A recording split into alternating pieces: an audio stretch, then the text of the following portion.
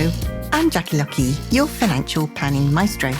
This series of podcasts is aimed at financial planning professionals and also those who are looking to enter the financial planning profession. We will be talking during the podcast about all things Certified Financial Planner certification related, talking to other CFPs around the world, and also we will be dropping in on some new entrants who've just entered the financial planning profession, and we'll be checking up along the way on a regular basis with them to see how they're getting on. I hope you enjoy today's podcast.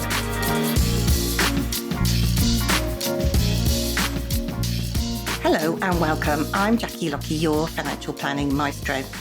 And in today's podcast, I am joined by two very special guests to talk about all things relating to an initiative for the CISI, which is called Financial Planning Week.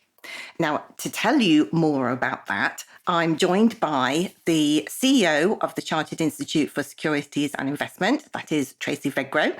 Welcome, Tracy. Thank you, Jackie, for having me. My pleasure. And the CISI is one of the largest financial services bodies in the UK. And we're going to talk in a moment about what Financial Planning Week is and also how it can benefit members of the public. But before we do all of that, I want to introduce everybody to our second guest, and that is Carly Dunningham, who's a Certified Financial Planner and Director of Financial Planning at Verso Wealth Management. Hello, Carly. Hi, Jackie. Nice to be here. So let's get straight into what Financial Planning Week is all about. And most importantly, let's help our listeners understand the importance it is to them and also the wider financial planning community in getting that message out there about how great financial planning is and what a great service that financial planners are offering.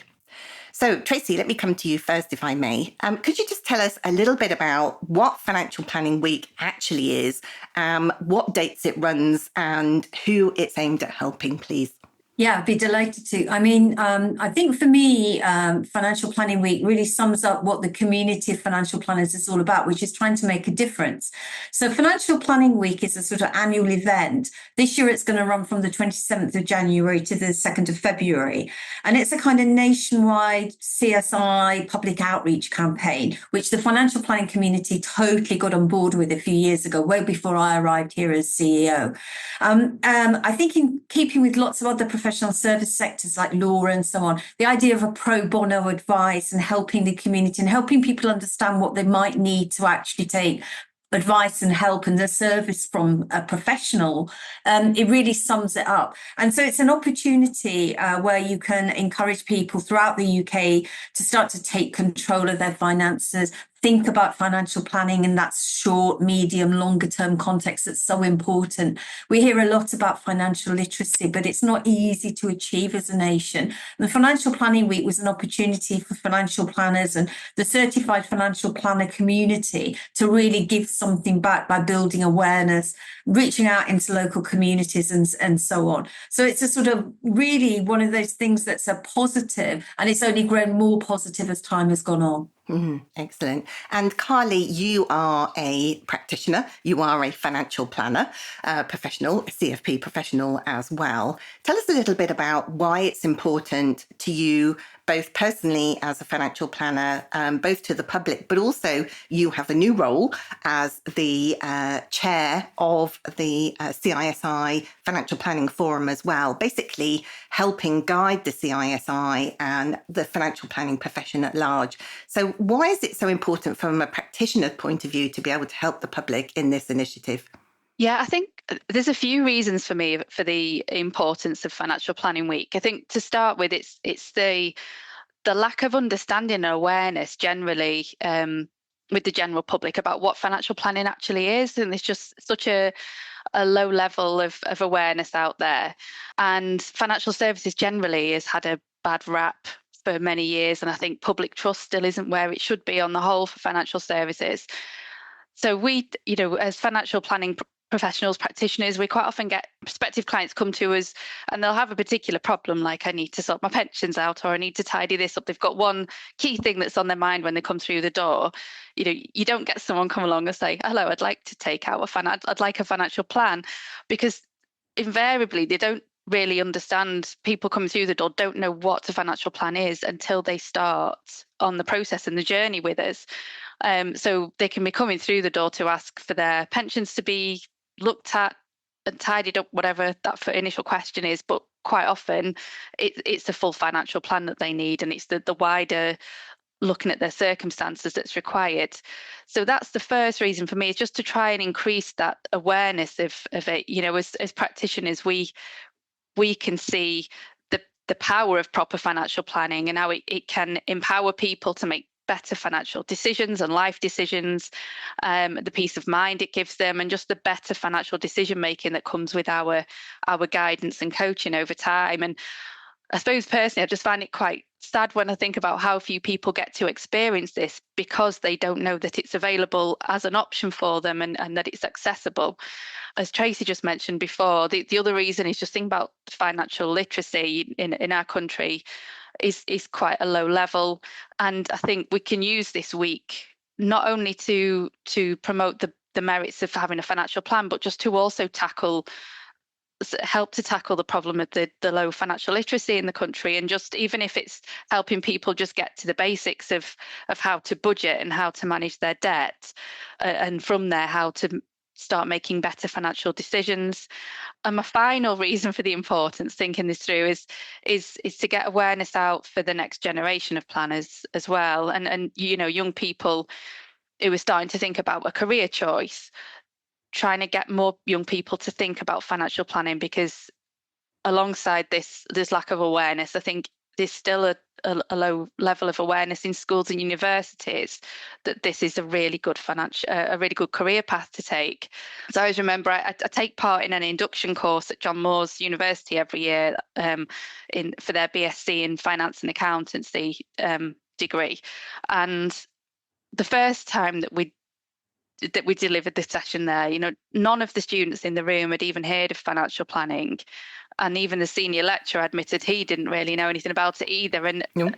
in terms of the career path, his go-to was to put them towards the accountancy route, because it was clearer for him. He knows what accountancy is. He knows if he pushes them towards the big accountancy firms with graduate schemes, that's an easy route for him to direct them on. So I've been delivering that with the university for many years now, and hopefully, you know, if we can all get out in our profession and speak to universities in this way, and just get the financial planning career more on the radars and in schools as well, I think will make a big difference. Yeah, I think that's fantastic. And we're going to talk a little bit more about financial literacy in a moment. But I completely echo what both of you were saying. Carly, I was just saying that I have actually been to Coventry University to do a similar sort of thing.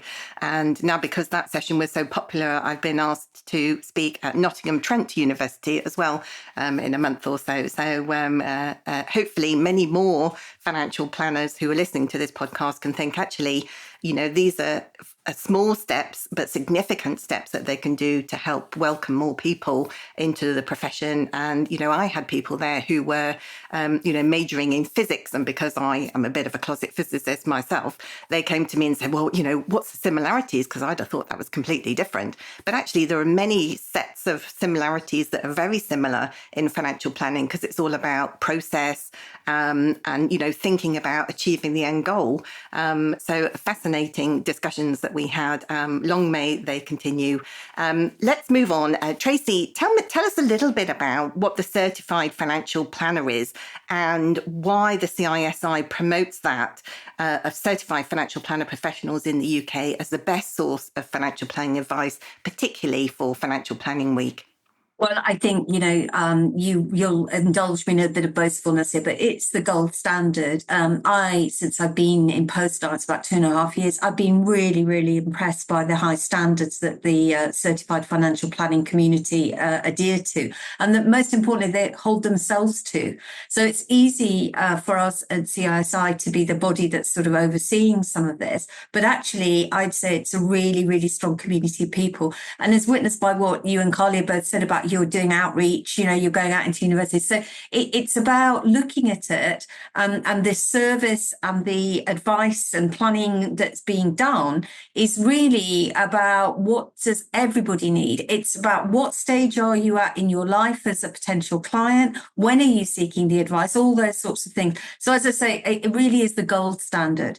I think I should maybe talk a little bit about some of the things that's the kind of benefits of it more as well in some of the detail, because practitioners have, the practical skills. And then, as you say, it's a process thing, helps them build trust with clients. There's also navigating an increasingly more complex world of both client needs and regulatory oversight. I thought one of the things that really struck me in preparing for this little chat was, in my time at CISI, just how much I've seen greater demands. Younger people come out of university now or other forms of education with student loans. They're thinking about how they buy their first home. They're thinking about how they navigate an incredibly hard private rental market.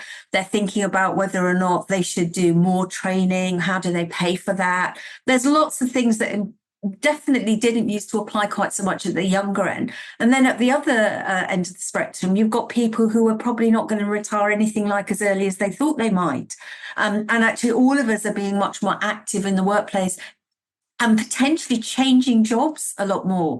So actually, the kind of steadiness of the kind of pensions that people might have been in days, 10 years ago, it's quite a different landscape. So there's lots of, if you like, need for financial planning, but it's not always recognised as a need by the people who probably often need advice and help and a plan a little bit more than they think.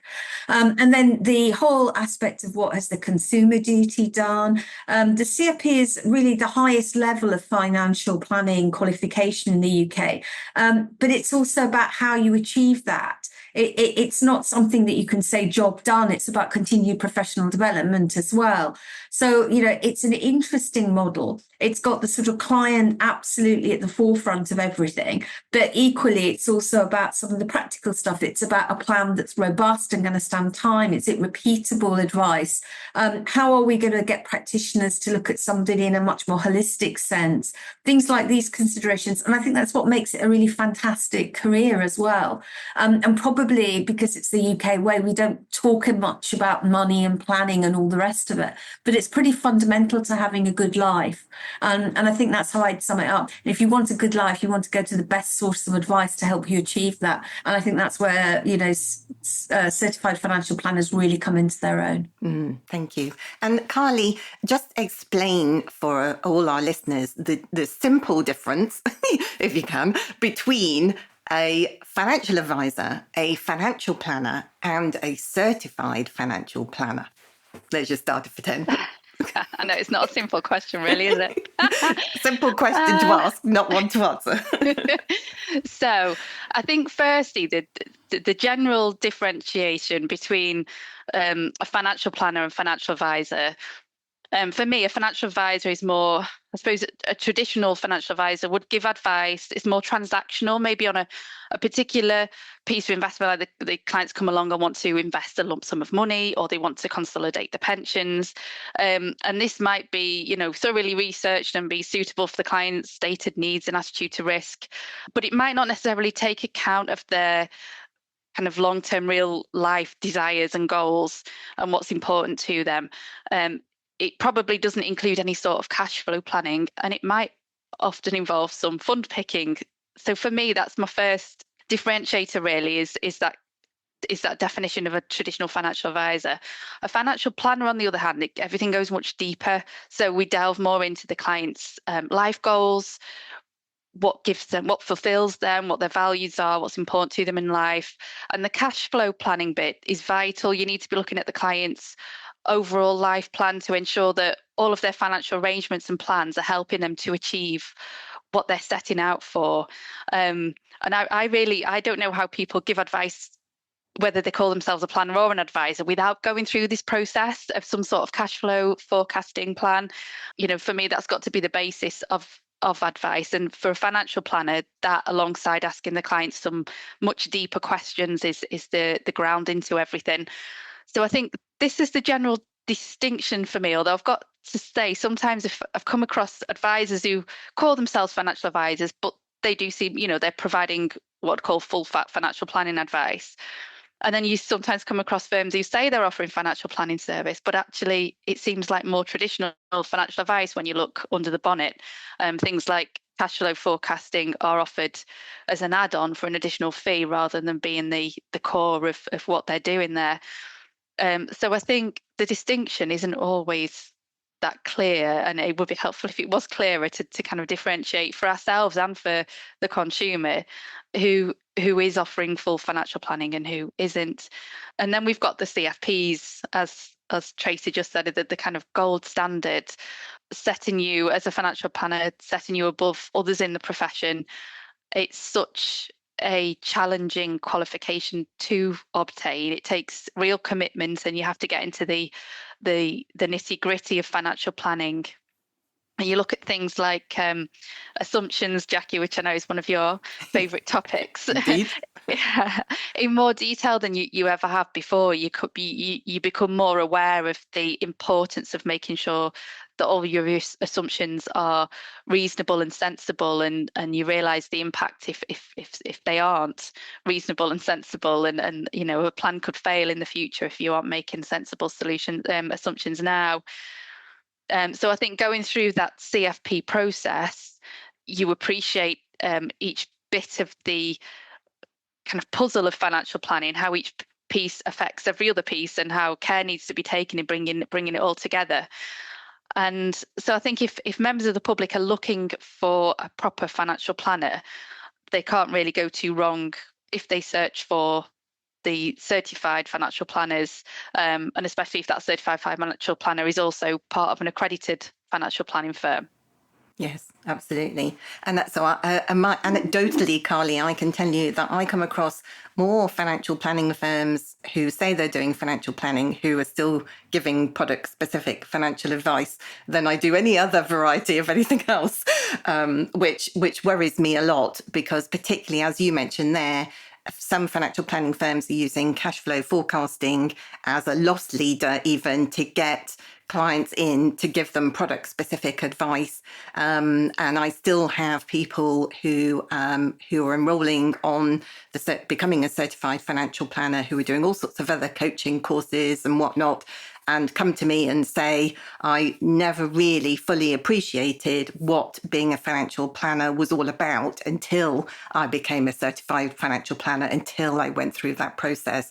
And apart from assumptions, yes, indeed, my favourite subject, not apologising for that, but apart from assumptions, it for me, what I see, the change in advisors becoming certified financial planners is that they are more coherently aware, or they become more aware of the unintended consequences of a piece of advice. So like you were saying earlier, Carly, if somebody comes to you and says, oh, can you just, sort out my pensions? I don't really know what, I want them all together, or whatever it might be, that actually just by giving advice in that one area, as an advisor, you're often ignoring some of the natural and unintended consequences of saying, okay, well, maybe you should max out your pension or something. Whereas a financial planner, if you're doing a full financial planning service, you're looking at all the client's objectives and those kind of conflicting objectives, if you like, then that enables you to say, well, maybe you should be putting money in ISAs or in a trust fund for the children's school fees or something like that, and not maxing out your pension contributions. And actually it opens the door to those kind of conversations, doesn't it? It does, definitely. Yeah. So let's now talk about financial literacy that you both mentioned along the way already so far in our conversation. Tracy, can I come to you? Just tell me in a nutshell, this is going to be another one of those questions that is easy to ask and probably not so easy to answer, but why is financial literacy seem to me is so, there's such a poor understanding on levels of financial literacy in the UK? And do you know if that picture is replicated across other developed countries as well? Yeah, I mean, it's a brilliant question, isn't it? Because it's sort of the answer to lots of things, but not the answer, because the answer is we don't know. So many years ago, I remember when my children were very first at school, it starts well, doesn't it? And they kind of understand, the value of this, and, they want money to spend at school to do this or do the other, but it doesn't have that kind of, it's not baked into the school curriculum. So I think from a young age, it's very much left to everybody to kind of find their own level of understanding. And over time, I'm guessing that more and more financial education in school, in terms of what's on a curriculum, has been left much more to the schools who, as we all know, have probably got all sorts of things that they're dealing with, including lots of children who are pretty much addicted to social media. So a lot of where they might look for advice would be in the palm of their hand. And, this is why we're probably getting all sorts of people doing things that most of us who were CFPs would think were extraordinary, not good ideas. So, there's a sort of a backdrop about, has anybody got this right? And there are always different challenges. And I think the other thing I'd say is it's easy to think we're worse than other people, but you asked about the evidence, and I found quite a useful survey that had a sort of mid-ranking. We weren't quite as good as some countries, but we were up there with other bits of Northern Europe and on a par with places like Australia and the USA. And I thought that was quite interesting because, again, these are quite affluent societies. And is there something about, if you've got less money, you actually plan better, and is there something around that? And I couldn't get anything that bore that out. Surveys by the OECD around countries like Thailand and Albania sort of suggested that they did a lot to kind of help citizens, and they were much more centrist economies. So maybe it's something to do with a kind of free market economy. People like the idea of making choices, but they don't always make informed choices, and that makes them do nothing. Yeah. They tend to wait and see, or unless something is a kind of easy product. So for me, all of that takes me to the point about, yet again, kind of financial planning community is really only going to get more and more important, because the gaps and the needs are incredibly clear for all to see. And so actually how all of us, particularly for CISI as the professional body, to really start building consequences about not taking action, rather than just wait and try and be persuasive of everybody seeing the light and starting to take steps to plan a lot more actively. I'm really struck by everything Carly said as well about, what standard. Anybody can tell you, oh, I did X or I did Y and it was great for me. But it's that personalized assessment, isn't it? It's the process by which you reach some suggestions and recommendations. And I think that's something where people are often looking maybe for a one size fits all.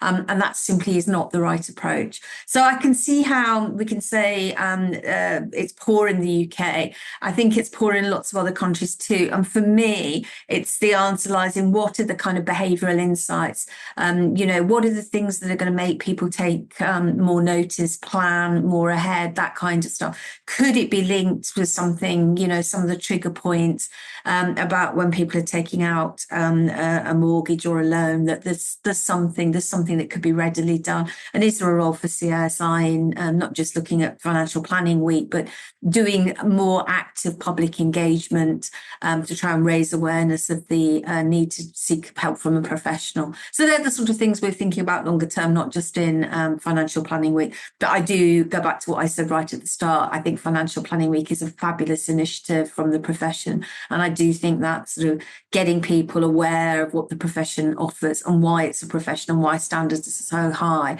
is a good thing. Yes. And I read some really interesting research only a couple of weeks ago, actually, that indicated that, there's been some initial research that's been completed over decades now about biases and why, when you're giving advice to somebody, the client who you're giving advice to ends up tending to kind of agree with the information or the advice that you're giving as a financial planner as well. And I read that initially our research globally has indicated that it's because that our clients we kind of bias our clients essentially by using some of our biases like framing in order to lead clients down a path to make a particular decision. But actually, the most recent research shows, which Carly will probably impact you as well, is that clients make they're appearing irrational behavior, making decisions or agreeing to do something and then going off and doing something different. The research now behind that indicates that it's because they're overwhelmed by information. It's not because they don't understand the individual nuances. It's just that, the volume of things that they're being asked about, and they just feel overwhelmed, and so they don't really comprehend the consequences of making one decision that might be outside of a financial plan. Which again, Tracy, goes back to the financial literacy element, doesn't it? That if we all had a slightly higher base of financial literacy, then we wouldn't feel that sort of level of overwhelm, would we?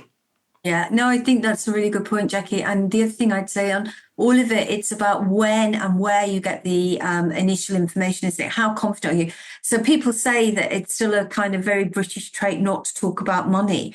And so, in Australia and the US, levels of engagement and people seeking guidance are stronger because they just have a much more open kind of approach to it. And I just don't know how you can sort of fix that easily. It always struck me, it's possibly the same with, I don't know, how do you save money on energy bills? Or, it's not easy. It might well be the case that by taking out better loft insulation, you'll save a lot of money, but people don't equate it with a monetary value.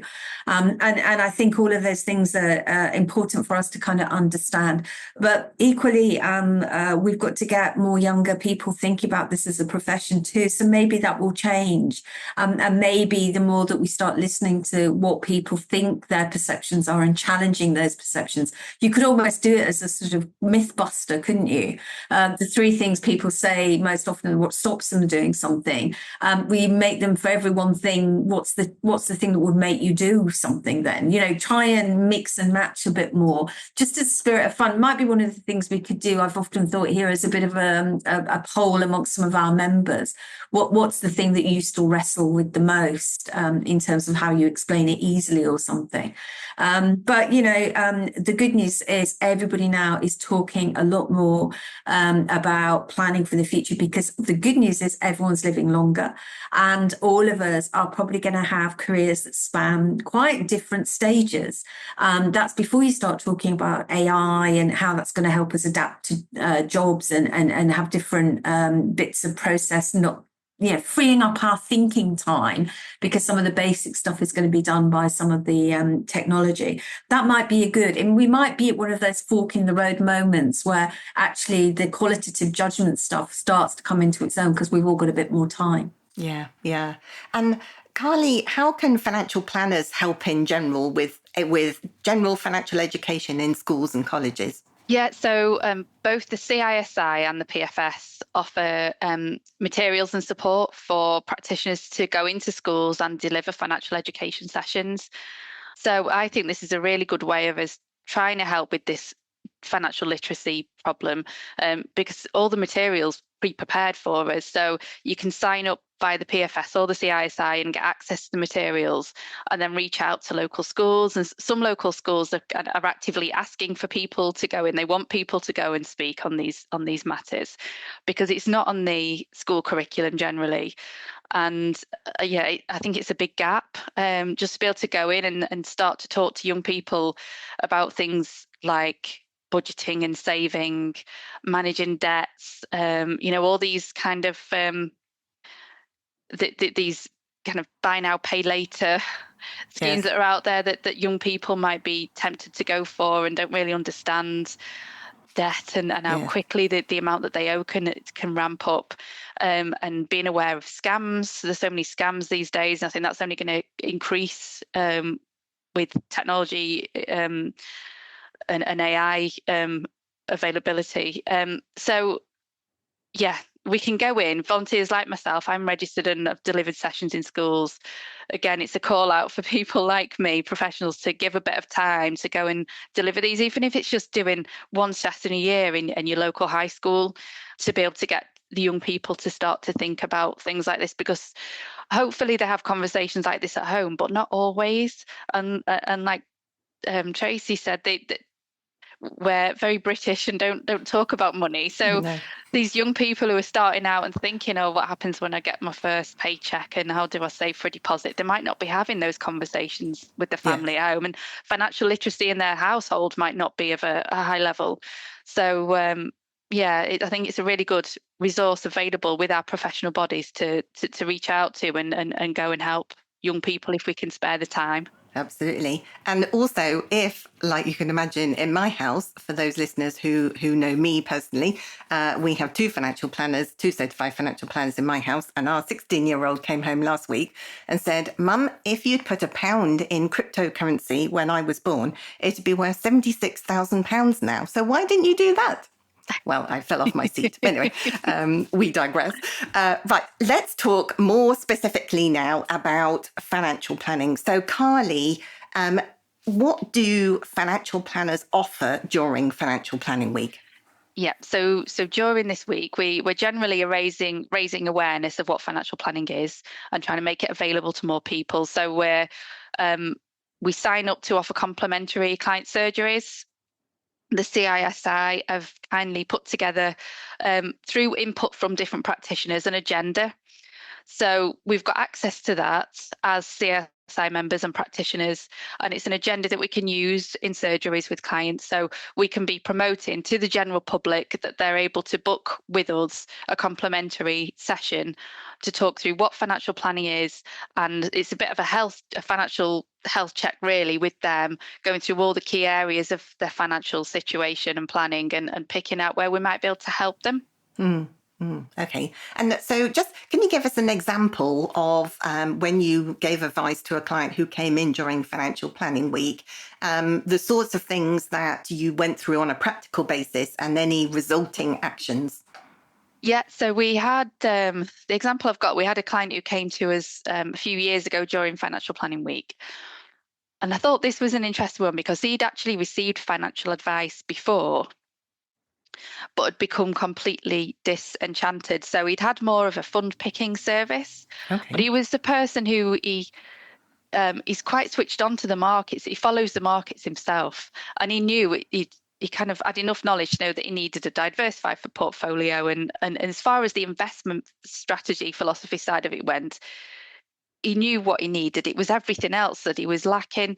So he'd received advice, but it hadn't really gone where he needed it to go, and he didn't see the value in the advice that he was receiving. So he was on the verge of becoming a DIY investor and just kind of scrapping any sort of advice and going it alone, which could have resulted in him making poor planning decisions going forward and struggling with some of the decisions that were pending on his horizon at that time, because he was starting to think about retirement. So he saw our promotion for Financial Planning Week, and he came in to see us that week for a complimentary session, decided to give financial planning or advice one last go before he'd given up on it.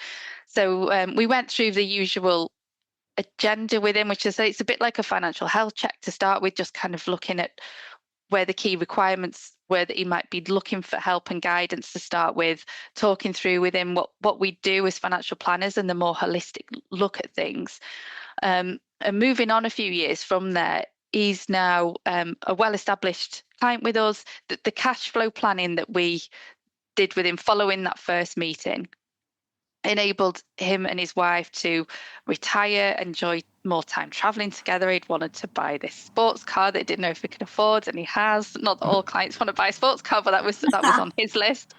And it just empowered them to be able to take control of their future and make some decisions. Whereas previously he thought he was receiving financial planning advice, but it wasn't giving him all of those that full holistic look that he needed to be able to make decisions. We've improved their overall tax position alongside the financial planning and cash flow planning, and just giving them confidence really that their arrangements are in safe hands, that they've made all of the right decisions so far, and that they will continue to make the right decisions because we're holding the hand each year and referring back to their plans and making sure that we're doing the right things. Yeah, it's really interesting, isn't it? How quite often it's not about it. Well, very often actually, it's not about where to put the money. It's about what you want to do, what you want the money to do for you, isn't it? Yeah, completely. And I have a friend, as you do, who is also a financial planner who's involved in Financial Planning Week. And he said to me that a client came in during Financial Planning Week last year and said that it was an elderly lady in her 80s, and she'd retired and she was basically living on the breadline, even though she had, I think, something like in excess of £1 million of investable assets and a big house and all the rest of it. She was on her own. She had children, adult children and grandchildren in Australia. And she was going out twice a year, flying economy class twice a year, and was, believed that she was going to run out of money. And seeing a financial planner, she said to them that it was really enlightening and uplifting because they ran a financial plan for her, did the cash flow forecasting, and said to her, you can turn left into first class on the plane and go 3 or 4 times a year and still never run out of money. And it's things like that, because it's all well and good having this money and, thinking about what you do with it and what you want it to do for you to help you do these things is the most important thing, isn't it, Carly? It is. It's amazing hearing stories like that. That's my favourite bit of the job, is when you can give clients that news, whether it's turning left on the plane or you can retire, you don't need to work anymore, whatever it is, and you can see the emotion in clients when they realise they're able to do the things they didn't think they could afford to, and you've stress tested and shown this cash flow in so many different ways that they know it's robust, that they can go out and make the decisions. Yeah. Now, Tracy, that also leads me on to another really important question. Is there a minimum amount of money that financial planners would be expecting clients to come to their door with during Financial Planning Week? As we've described, a couple of examples there actually with clients who either are approaching or, in retirement, but with quite significant sums. But what about, our everyday person who, have, maybe got 2 adult working partners, still paying the mortgage, all of those things? What benefits can they get out of doing Financial Planning Week? Well, I think that's the really important, powerful thing about Financial Planning Week, that it really is for everybody, because it doesn't matter if you're at that lucky stage of life where actually you're probably going to get a happy surprise from talking to a financial planner. It's about actually understanding what's going to get you there in the shortest space of time, and what are the things that you want to start thinking about sooner rather than later, and so on. So I can categorically say Financial Planning Week is for everybody. It's not about your financial situation now. It's about looking to the longer term and being active in the process of how you are forming a plan, how often you're going to start reviewing that plan. It's basically engaging you with a professional, so that, number one, you see the value of seeing a professional, but I think also understanding what's the journey going to look like. So we've seen people in the past, they've had very, very basic budgeting advice, and it could be quite a young person. As I alluded to, younger people come out of their sort of education now with many less options in some ways than might have been the case, and certainly a bit of a fear factor about what they are going to do and what their first job is going to pay them and how they're going to manage. So there's that sort of aspect to it all. I think there's also things about, just saying to people, have you thought about getting a will? Do you have a will? Things like that you may think you always put off and off and off. But of course, the sooner you start thinking about it, the easier it is to make sure that it really does represent what you want to happen. And there's all sorts of stuff around a strategy for things like your retirement. Maybe you're not going to be able to get there in 5 years, but is 10 even approachable? What does it mean? What about your kind of wishes in relation to any businesses you're involved with or shareholdings? So it all depends, I think, very much around what the circumstances of an individual are. And that's what makes it so interesting as a profession, isn't it? So this pro bono week is probably the time that I would suggest lots of CFPs actually really take a look at how they do business too. So there's probably a lot in it about the breadth of potential customers and clients and just what it all means. So it's a kind of, for me, it's one of those opportunities where anything could be quite a simple question or it could be quite a complicated question that you could maybe then start and actually almost use it as a bit of a sort of go find out what's available. If you are a person who has actually got assets that they want to get a little bit more actively involved in controlling, then this is a perfect toe in the water moment, isn't it? Try and see what the community of people is near where you are. This is going to be operating all over the country. It's a great go-see type thing as well. So, it definitely is not got any kind of, there's no one size fits all to it. People aren't getting a standard thing. They're getting a piece of pro bono help and advice, and it may lead them to do more. It may lead them not to do more, but that's not the point. It's about opening people's eyes to what might be possible. Yeah. Thank you. And Carly, just leading on from what Tracy was saying there, is there an expectation from financial planners who sign up to help members of the public during Financial Planning Week? Is there an expectation that they will give advice afterwards or become clients in the future?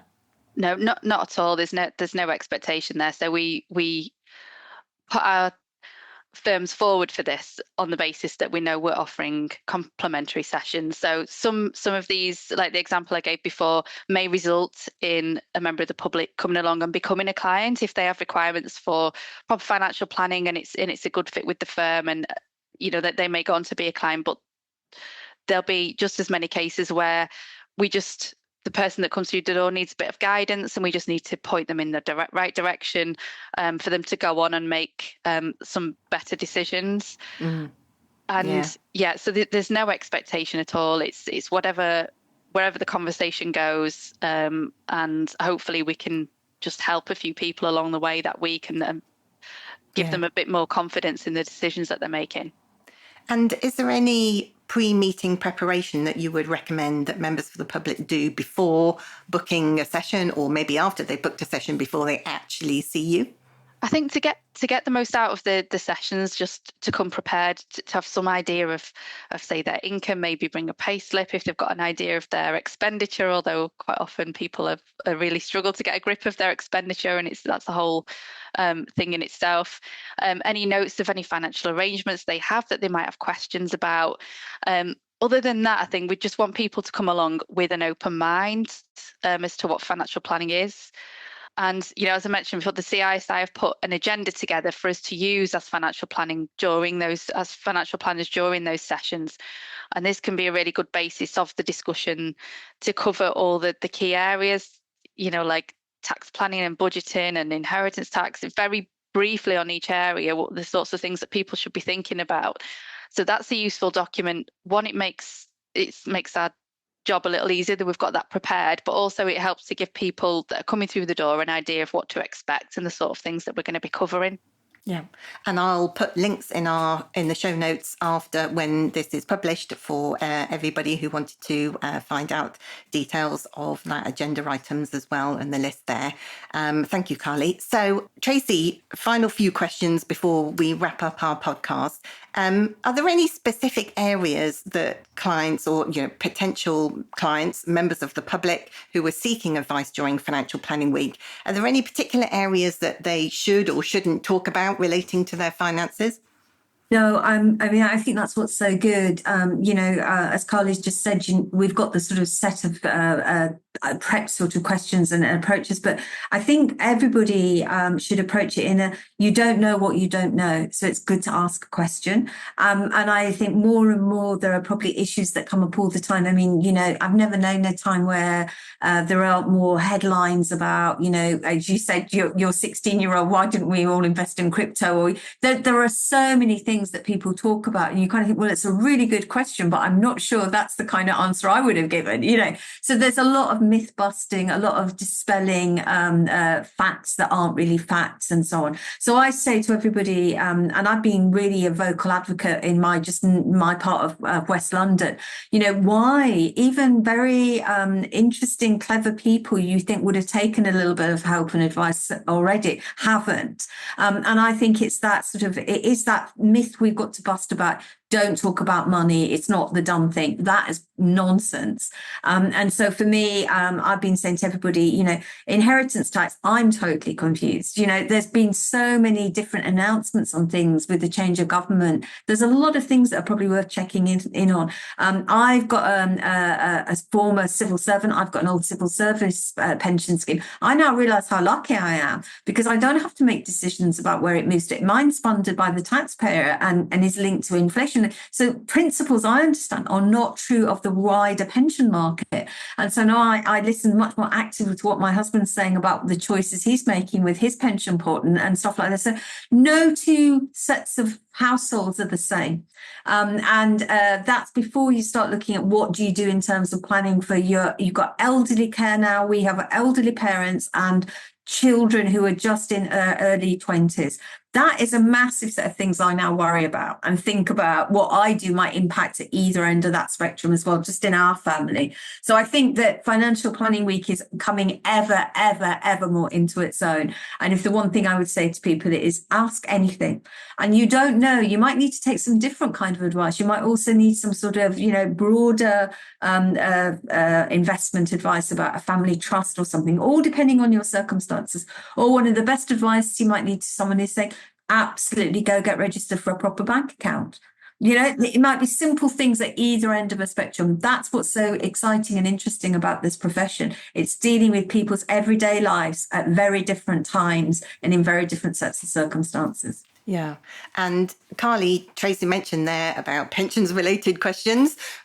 We know that there have been numerous changes in the recent budget about pensions and changes to the legislation surrounding those pension changes. So I can recall in Financial Planning Weeks gone by that there was quite a swell of concern with people, as we mentioned during this podcast, of people having being in different jobs for shorter periods of time statistically now than perhaps 15 or 20 years ago, and certainly different to the way that our parents often approached the working world. So are you expecting more questions regarding pensions and perhaps more anxiety, perhaps trying to get clear exactly what they can and can't do? Yeah, and I think you're right, Jackie, that pensions are just, for the general member of the public, is such a complicated area, especially as you say, with people jumping from one employer and scheme to another. They can have a whole bag of different schemes and not really understand what they've got. So I think there's always going to be a lot of questions around pensions. I mean, since the budget and the announcement made, we've certainly had a lot more questions from our existing clients about the changes. I do wonder how much the general public picked up on the recent budget and the pension changes. I just wonder if there's a lot of people out there who haven't quite twigged as to what the changes mean. So, I mean, generally, the biggest change was that pensions will in the future form part of a person's estate for inheritance tax, whereas currently, on the whole, they don't. And this is the one of the big changes really that people need to be aware of. It's not coming in until 2027. It's still under consultation, so we haven't seen the kind of finer detail of it yet.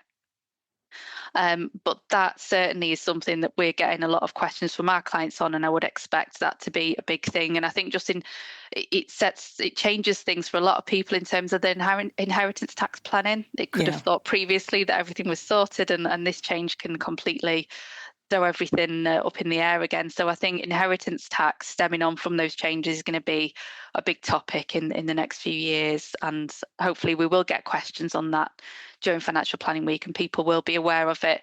And then there's also, prior to the most recent budget, we had the abolition of the lifetime allowance for pensions, and there's still a lot of questions around that too, and people getting their head around the change to that for those people who are, were close or getting close to the lifetime allowance, and what that now means with the new lump sum allowance. So it can be confusing, I think, even for us sometimes, getting our heads around changes, and it's just absolutely hopeless for, I think, general, if you weren't in this profession, trying to get your head around it without some professional help must be really scary. Yeah, absolutely. Thank you. So let's just ask my final question to Tracy now. Tracy, how many financial planners do you know are getting involved in Financial Planning Week? And then how do our listeners find out more? How do they book surgeries and where can they go? Yeah, so you'll be pleased to know, this is why I was so delighted we're doing this podcast now, because there's plenty of time before we kick off on the 27th of January. So people are still actively signing up every day. I think we've had over 50 now, and we're expecting easily many more this week.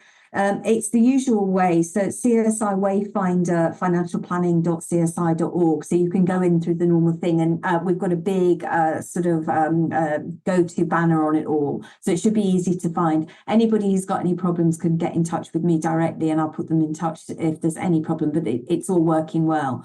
And as I say, we're trying to do much more to really get more people engaged and interested. We've done quite a lot of links out. We've had a lot of stuff that's come back that we've put out. We've even put it out, in just general meetings that we've been doing. And again, a lot of people say things like, oh, I never heard of it. So I think hopefully there's going to be, for all the reasons you just touched on, a lot more interest from potential customers, because more and more people are just genuinely getting more and more confused. And so the need for having something like this in a week where they can really sort of ask some starter questions and then start to think about what they do next will be long overdue. And the complimentary sessions, social media posts, all of that, we're going to really intensify this week. And as I said, I genuinely want to say thank you to you for picking this up and doing it at a time where we've really got another long few days to get people engaged and on board. And I think it'll make a big difference. So thank you very much. My pleasure. And thank you, Carly and Tracy, for joining me today. Thank you. Thank you so much. It's really interesting, isn't it, to listen to different people who have different experiences of gaining their certified financial planner certification, or maybe developing the financial planning profession at large. If you know anybody who you think might be interested in listening to any of these podcasts, then please do pass on our details. That's it for me. I hope you've enjoyed today's episode. See you again soon. Bye for now.